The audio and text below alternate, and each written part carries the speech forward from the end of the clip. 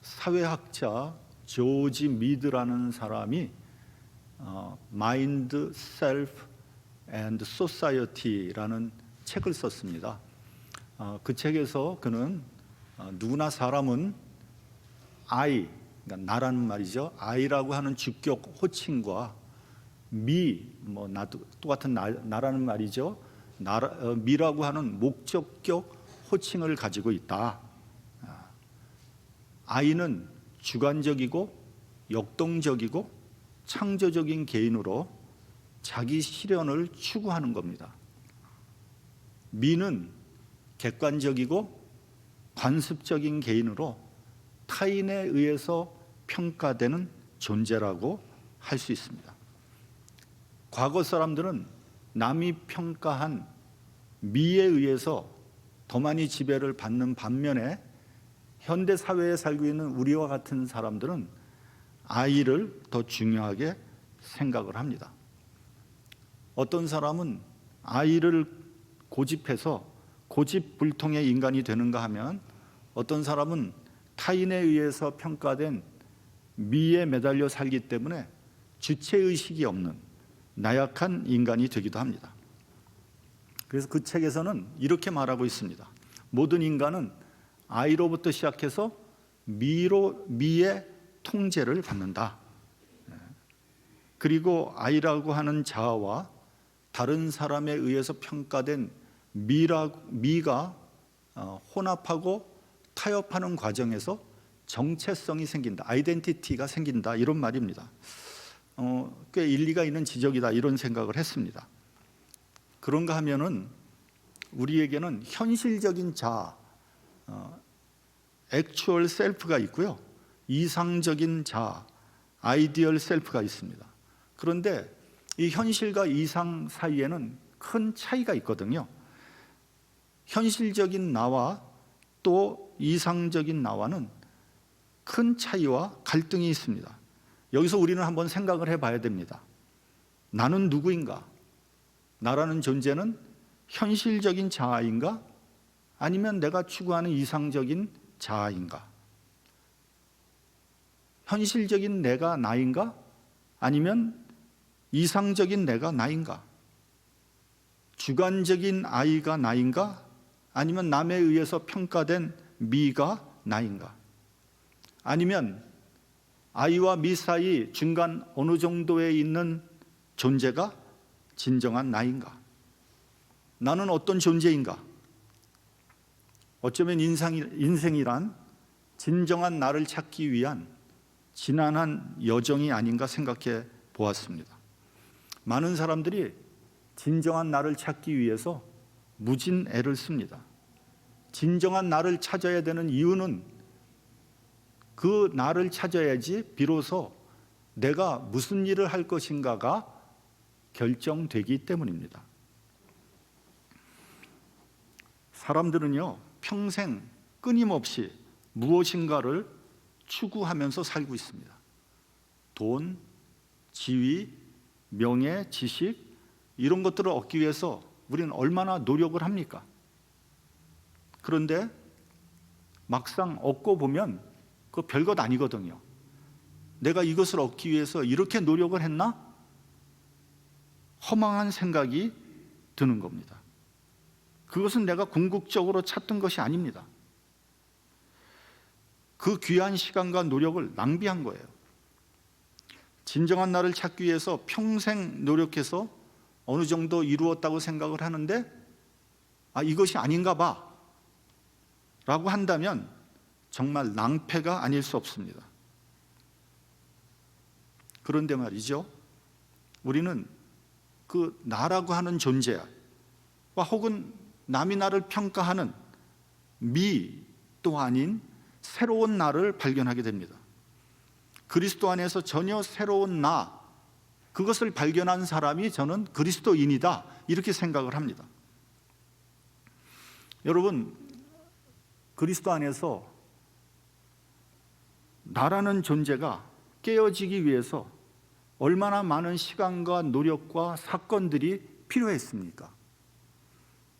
또 다른 사람의 평판에 의해서 좌우되지 않을 만한 나라는 존재가 되기 위해서 얼마나 많은 우여곡절이 필요했습니까? 그런 연후에 비로소 그리스도 안에서 새로운 나를 발견하게 되는 거예요. 그제서야 비로소 참된 나의 존재가 시작되는 겁니다. 그러니까 쉽게 얘기하면 그리스도 안에서만이 참된 나가 발견되는 겁니다. 여러분, 사람은 밥만 먹고 살 수 없습니다. 보람과 의미가 있어야지 사는 겁니다. 잘 먹고 잘 살고 부귀영화 누리면 행복하다라고 생각을 하는데 행복은 거기에 있지 않습니다. 행복은 나 자신에게도 있지 않습니다. 다른 사람이 나를 필요로 할 때, 나의 가치가 인정받을 때 진정한 행복을 느끼게 되는 거예요.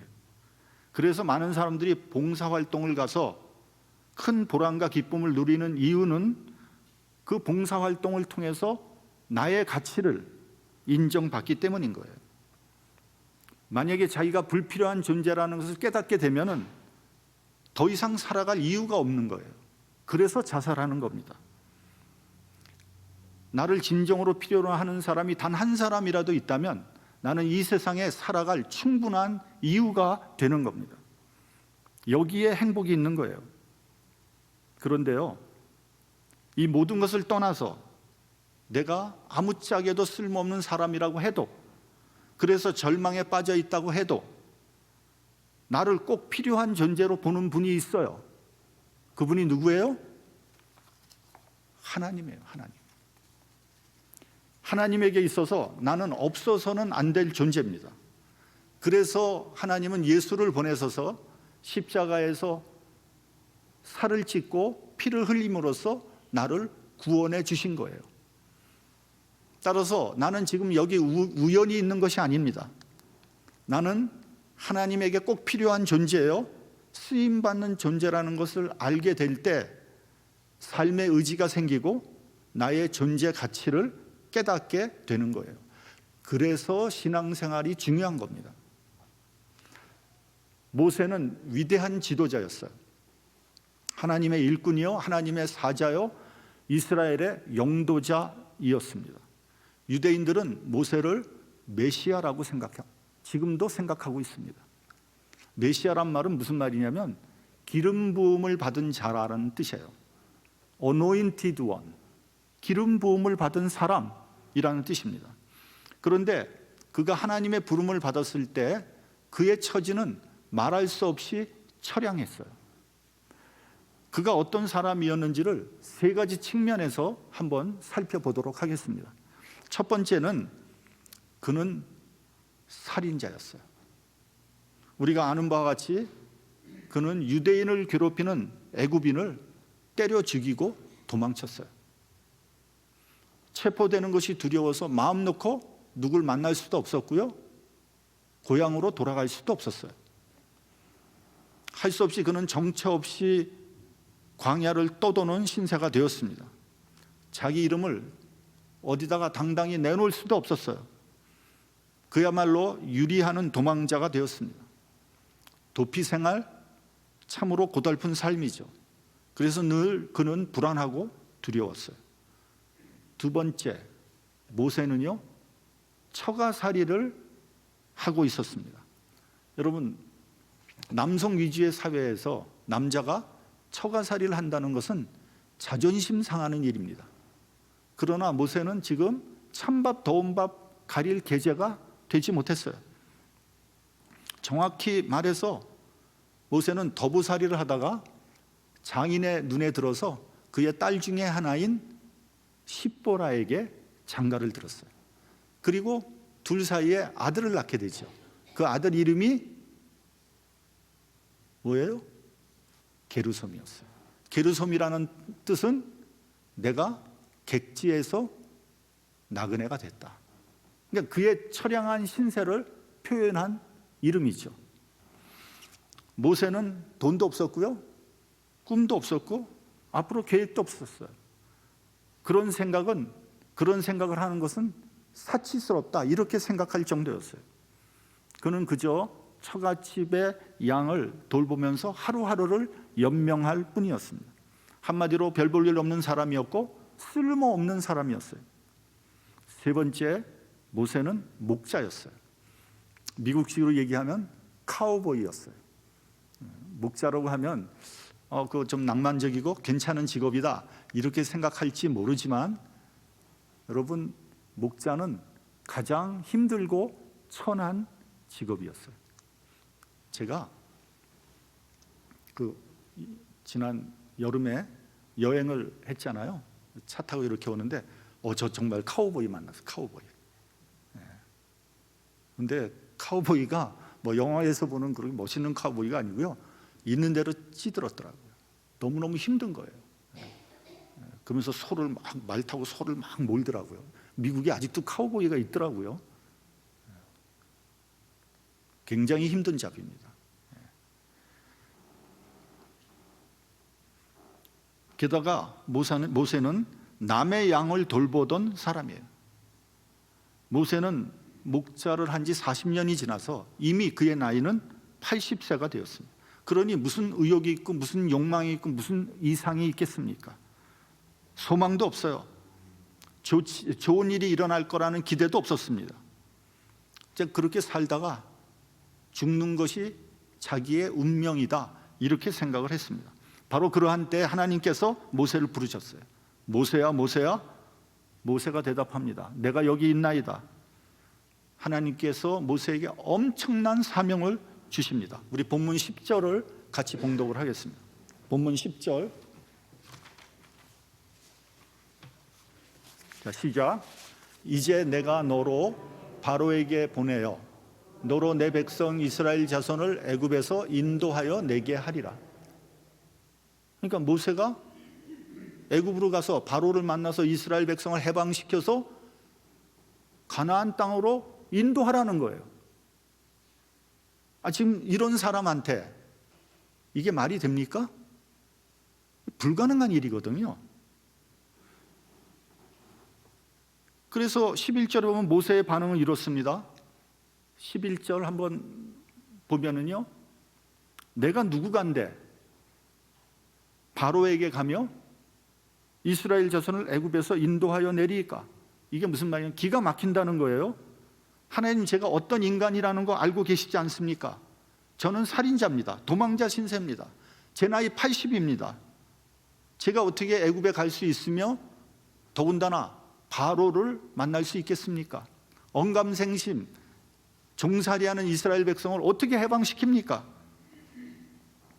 그런 엄청난 일을 할 수도 없고 할 능력도 없었습니다. 여러분, 이것은 겸손이 아니에요. 이건 자기 비하가 아닙니다. 그런 엄청난 일을 할 수 없다는 정확한 자기 인식이에요. 그때 하나님께서 내가 정녕 너와 함께 있으리라 라고 하셨어요. 여기서 우리는 하나님의 콜링, 다시 말하면 소명에 대해서 한번 생각을 해봐야 됩니다. 하나님은 어떤 사람을 부르실까? 똑똑하고 능력 있는 사람? 지혜 있는 사람? 그럴 수도 있겠죠. 그러나 대부분의 경우 그렇지 않습니다. 특별히 모세의 경우에는 의욕도 없었고 비전도 없었고 기대도 없었어요. 아마도 패배의식으로 가득 차 있었을 겁니다. 그런 모세를 하나님께서 들어서 하나님의 위대한 경륜에 사용하신 거예요. 고린도전서 1장 27절을 보면요, 하나님께서 세상에 미련한 것들을 택하사 지혜 있는 자들을 부끄럽게 하시고 세상에 약한 것들을 택하사 강한 것들을 부끄럽게 하며 세상에 천한 것들과 멸시받는 것들과 없는 것들을 택하사 있는 것들을 폐하게 하신다고 했습니다. 그렇기 때문에 여러분, 인간적이고 세상적인 관점에서 보면 안 됩니다. 그것은 한낱 우리의 판단과 기준일 뿐이에요. 하나님께서 저런 능력 없는 사람도 쓰시나? 저런 형편없는 사람도 하나님께서 쓰시나?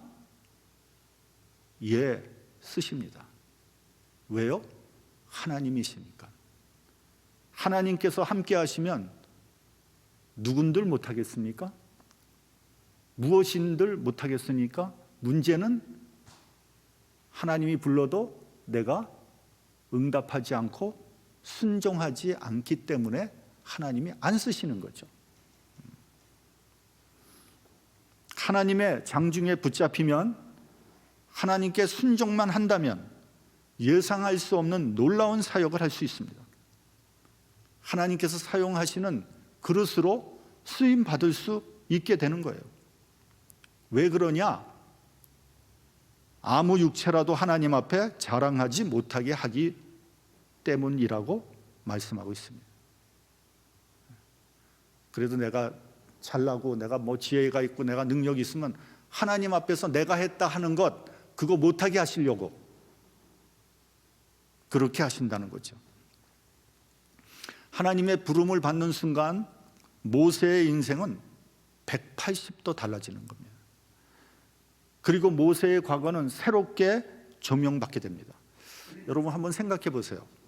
모세가 과거에 애굽의 왕궁에서 자라났다는 것, 그리고 지금 40년간 광야에서 목자의 일을 했다는 게 그게 무슨 자랑이 되겠습니까? 지금 이 마당에 오히려 숨기고 싶죠. 내가 옛날에 애굽 왕궁에서 자랐는데, 그래서 뭐 어쩌잖아요. 너 지금 하는 거 봐봐. 너 네 꼴을 한번 봐봐. 그럴 거 아니에요. 얘기도 못 꺼내죠. 그런데 이렇게 아무 소용도 없게 보이던 모세의 과거가 하나님의 장중에 붙들리는 순간 전혀 다른 의미로 다가오게 되는 거예요. 한번 생각해 보세요. 모세는 태어날 때부터 하나님의 특별한 섭리 가운데 태어났죠. 갈대 상자에 담겨서 나일강에 떠내려 보내고, 그것이 어떻게 가다가 애굽 공주의 눈에 띄게 되지 않습니까? 그래서 애굽 공주가 모세를 애굽의 궁전에 데리고 오죠. 그리고 그는 바로의 궁전에서 당대 최고의 교육을 받았어요. 또한 어머니로부터 히브리 민족 교육도 받았습니다. 40년 동안 정치, 경제, 사회 제 분야에 걸쳐서 경륜을 쌓았고요. 정치가로서, 학자로서, 지도자로서 훈련을 받았어요. 지금 생각해 보니까 그 모든 과정이 다 하나님의 교과 과정이었던 거죠. 그가 하나님의 쓰임을 받지 못했다면 그 모든 과정은 다 물거품과 같은 거 아니겠습니까? 그리고 애굽인을 죽이고 도망을 쳐서 미디안 광야에서 양을 치면서 40년을 보냈어요. 그곳에서 모세는 깨어지고 꺾이고 무너지고 낮아졌어요. 완전히 자기를 비우는 체험을 하게 됩니다. 그래서 모세가 온유한 사람이 된 거예요. 하나님이 쓸 수 있는 사람. 그리고 모세는 호렙산에서 하나님의 부름을 받았어요. 하나님께서는 모세에게 3가지의 명령을 합니다. 첫째는 본문 5절입니다. 우리 같이 봉독하겠습니다. 본문 5절.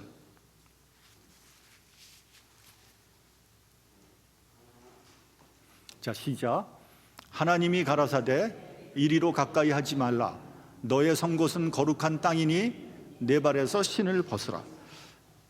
여러분, 유대인들은 이렇게 밖에 돌아다니다가 실내로 들어오면요 반드시 신을 벗고 발을 씻었어요. 그 이유는 돌아다니면서 묻은 모든 흙과 먼지를 떨어내기 위함이죠. 따라서 신을 벗으라는 것은 과거를 벗어버리라는 거예요. 과거에 사로잡히지 말라는 겁니다. 우리는 종종 과거 때문에 미래로 한 발자국 나가지 못합니다. 여러분, 트라우마라는 말을 많이 씁니다. 트라우마가 뭡니까? 과거에 받은 심각한 고통과 상처 아닙니까? 사실 모세는요 내적으로 깊은 상처가 있었어요. 그 상처에서 벗어나야 되는데 그 상처를 벗어나기가 쉽지가 않아요. 누구나 다 트라우마가 있으면요 거기서 벗어나기가 너무 어려워요. 그런데 하나님의 깊은 관계 속에서 은혜를 받고요, 나의 존재 가치를 재발견함으로써 트라우마를 얼마든지 극복할 수 있습니다. 왜냐? 하나님은 과거를 묻지 않거든요. 히브리서 10장 17절에 18절을 보면 저희 죄와 불법을 내가 다시 기억지 아니한다고 했고 이것을 사하였은즉 다시 죄를 위하여 제사 드릴 것이 없다 그랬어요. 자 보세요. 하나님은 내가 잘못한 모든 죄와 불법을 기억하지 않는다 그랬어요. 그리고 그것을 위해서 제사 드릴 필요도 없다 그랬어요. 그런데 우리는 어떤지 아세요? 우린 자꾸만 과거의 일을 끄집어내서 자기 스스로를 괴롭히고 있어요. 아니 하나님도 기억하지 않는다는데 왜 내가 자꾸만 기억해서 나를 괴롭히냔 말이죠. 여러분 과거를 벗어버리지 못하면요 아무것도 기대할 수 없어요. 창조적이고 발전적인 미래는 기대할 수 없어요. 그래서 우리 가운데 보면요 과거에 사로잡혀 사시는 분들이 굉장히 많아요. 그래서 늘 하는 게 과거 옛날 얘기, 그때 얘기 불평하면서 원망하면서 탄식하고 눈물 흘리고 뭐 이런 식으로 사는 사람들이 너무 많단 말이에요. 그런 과거 태행적인 사람은요 하나님의 사역에 쓰임 받을 수 없어요. 오히려 걸림돌 역할만 하는 거예요. 신을 벗으라는 것은 명령이에요. 과거를 벗어버려야 돼요. 그렇지 않으면 하나님의 사역 할 수 없습니다. 과거에 변변치 않은 성공에 도취돼서는 안 됩니다. 과거의 실패에 매몰되어서 좌절하고 자포자기해서는 안 됩니다. 인간적인 나약함, 타락한 생활도 완전히 끊어버려야 돼요. 실패와 체념, 타성과 불신앙 다 끊어버려야 돼요. 자기중심적인 이기적인 생각 끊어버려야 됩니다. 이는 하나님의 엄격한 명령이에요. 모세에게 왜 그런 명령을 했나? 모세는 지금 나약함과 타성에 빠져 있었어요. 실패와 좌절과 패배감에 젖어 있었어요. 내 나이 80인데 왜 귀찮게 굽니까? 나 좀 내버려 두세요. 여러분 도전하지 않으면요 아무것도 이루어지는 일이 없습니다. 그냥 주저앉아 죽느냐 아니면 하나님 의지하고 떨치고 일어나서 한 걸음씩 전진하느냐 그 차이예요. 여러분 미래에는 언제나 모험이 있어요. 위험이 있습니다. 사람들은 변화하는 것을 두려워합니다. 그러나 모험과 위험을 각오하고 전진하는 사람들만이 새롭게 역사를 쓰게 되는 거예요. 둘째는 하나님을 믿으라고 명령하십니다. 본문 12절을 보면 하나님께서 내가 정녕 너와 함께 있으리라고 하셨습니다. 그렇기 때문에 하나님의 사랑, 하나님의 약속, 하나님의 구원을 믿어야 됩니다. 하나님께서 함께 하신다는 약속을 믿어야 돼요. 그 약속을 믿지 않으면 아무 일도 할 수 없어요. 네가 하는 일은 곧 내가 하는 일이다. 너 뒤에는 내가 있다. 이렇게 말씀하시는 거예요. 그러니까 모세에게 나를 믿고 바로에게 가서 백성들을 구원하라는 거예요. 말씀드렸다시피 모세는 그 일을 할 수 없었거든요. 근데 어떻게 했느냐? 하나님의 백을 믿고 그 일을 한 거예요. 나를 믿고 나가서 일을 하라는 거예요. 내가 네 손과 함께 일할 것이다. 내 지팡이와 함께 할 것이요 내 명예와 함께 할 것이라고 약속하셨어요. 그러니까 여러분 우리가 하나님 일 할 때도 하나님께서 나와 함께 한다는 그런 믿음이 없으면 하나님 일 하기 어려워요. 내 능력과 내 재주로 하는 것 하나님께서 안 받으셔요. 설사 그 일이 이루어졌다고 해도 그건 하나님께 영광이 되지 않아요. 온전히 하나님께 순종하면서 하나님을 믿으면서 하나님 내가 하는 일 곧 하나님이 하는 일이다 이렇게 생각하고 나가야지 불가능한 일을 가능하게 만들 수 있는 거예요.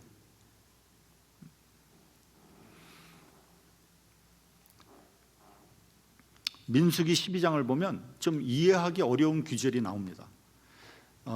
모세가 구스 여자를 첩으로 얻었어요.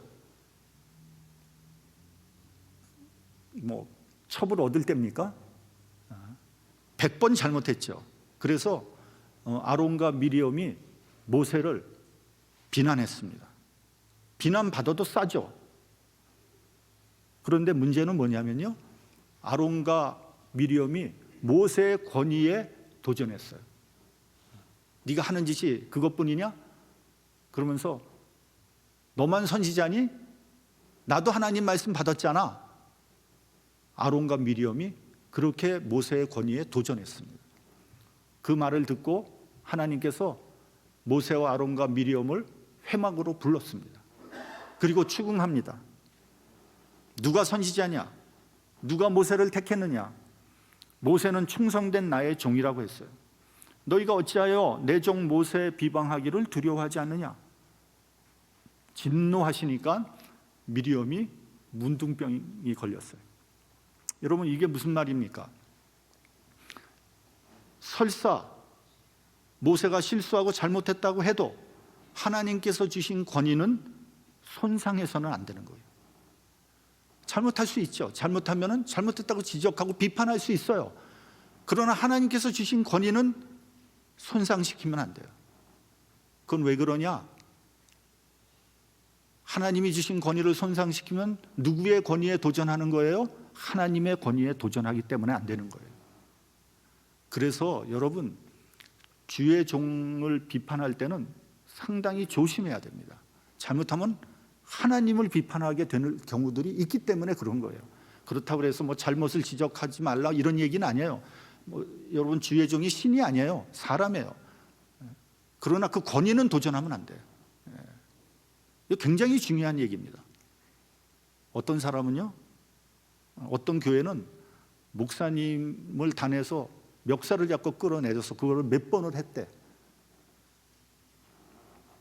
그건 절대로 그렇게 하면 안 되는 거예요. 그건 하나님의 권위에 도전하는 거거든요. 모세는 하나님의 대행자이기 때문에 하나님께서 모세를 직접 징계하시는 거예요. 어려움이 닥쳤을 때 그 사람의 믿음을 알 수 있습니다. 어떻게 해서든지 인간적으로 해결하려고 하고 세상적인 도움을 쫓아다니는 사람이 있어요. 그러나 여러분, 이 세상 믿을 거 하나도 없습니다. 인간사 배신이 얼마나 많습니까? 여러분, 인간 믿지 못합니다. 그렇게 도와줄 것 같은 사람도요, 내가 잘못되면은 안면 확 바꿉니다. 무엇이 중요하냐? 하나님 앞에 먼저 엎드려야 돼요. 하나님 뜻을 구해야 되고요, 하나님의 도움을 받아야 합니다. 하나님을 믿어야 하는 거예요. 세 번째로, 가라고 명령하셨어요. 가라는 것은 행동하라는 것입니다. 근데 뭐가 있어야 가죠?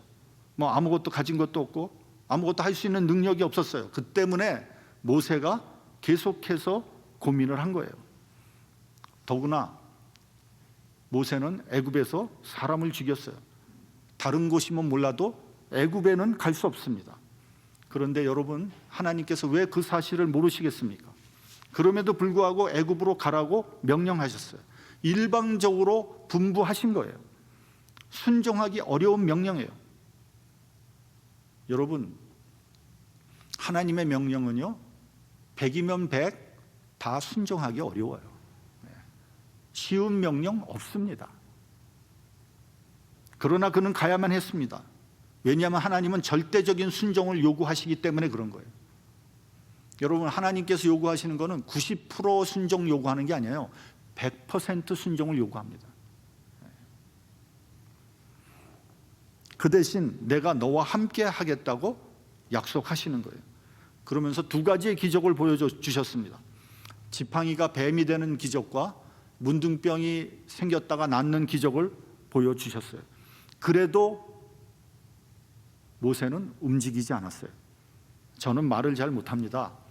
입이 뻣뻣하고 혀가 둔합니다. 그러니까 하나님께서 누가 사람의 입을 지었느냐? 내가 내 입과 함께 있어 네가 할 말을 가르치리라. 그래도 모세는 머뭇거렸어요. 그러면서 이렇게 말합니다. 주여, 보낼 만한 자를 보내소서. 그러니까 주님께서 진노하셨어요. 그러면서 아론이 내 입을 대신할 것이라고 했고 그제서야 모세는 순종했습니다. 여러분, 이 모든 것을 볼 때 모세가 하나님 일한 거 아닙니다. 하나님께서 모세를 사용해서 당신의 일을 하신 거예요. 모세는 하나의 도구일 뿐이에요. 오늘도 하나님께서 우리를 부르십니다. 내일 하라는 거 아니에요. 하나님께서 나를 통해서 당신의 일을 하시는 거예요. 나는 그냥 도구일 뿐이에요. 그렇기 때문에 하나님의 부르심에는 예만 있지 아니요는 없는 거예요. 하나님의 부르심이다. 100% 순종하기를 요구하시는 거예요. 그렇기 때문에 나의 형편, 나의 사정, 나의 과거에 사로잡혀서는 안 됩니다. 하나님의 쓰임을 받을 때 내 인생에 보람이 있고 행복이 있는 거예요. 우리는 하나님의 도구입니다. 하나님의 도구가 될 때 나의 존재 가치가 있는 겁니다. 하나님께 순종함으로써 하나님의 사역을 감당하고 온전히 하나님께 영광을 올려드리는 2023년 새해가 되시기를 주님의 이름으로 축원합니다. 기도하겠습니다.